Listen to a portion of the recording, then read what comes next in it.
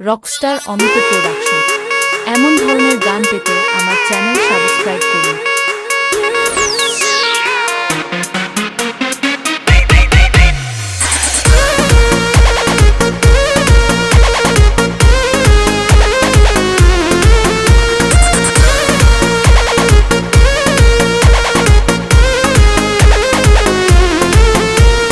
छीटा जवानी के उड़े दहो, मनवा से मनवा के जुड़े दहो।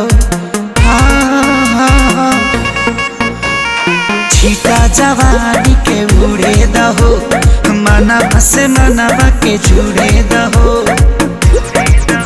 आज सुते द चदरिया तान के तान के तान के टूट जाए राजा जी, রকস্টার অমিত टूट जाए राजा जी पलंग सागवान के, टूट जाए राजा जी पलंग सागवान के।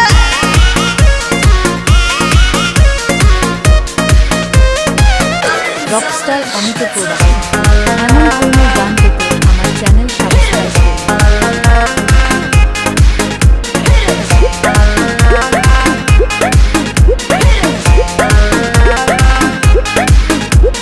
छुए द बदन की देखो न कटन की चदर बिछा देहनी।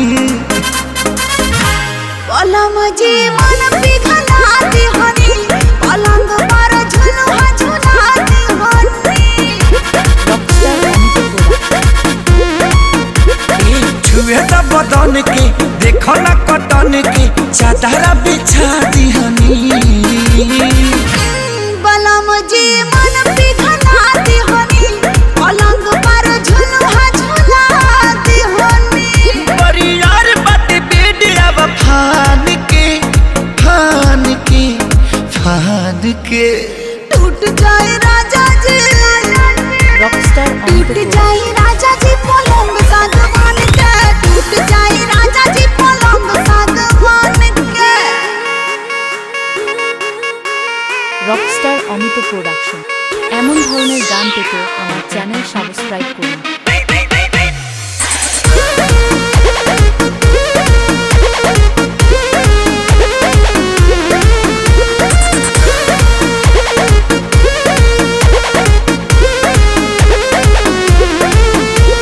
बने त बेसरमी देहिया में गरमी पैठे लागी हो। कमरिया ऐठे लागी हो, नस नस बैठे लागी हो। Rockstar Amit production. बने त बेसरमी देहिया में गरमी पैठे लागी हो। ए कमरिया ऐठे लागी हो, नस नस बैठे लागी हो। तू बहाना न बनावा सब जान के जान के जान के टूट जाए राजा जी, রকস্টার অমিত टूट প্রোডাকশন। जाए राजा जी पलंग सागवान के, टूट जाए राजा जी पलंग सागवान के।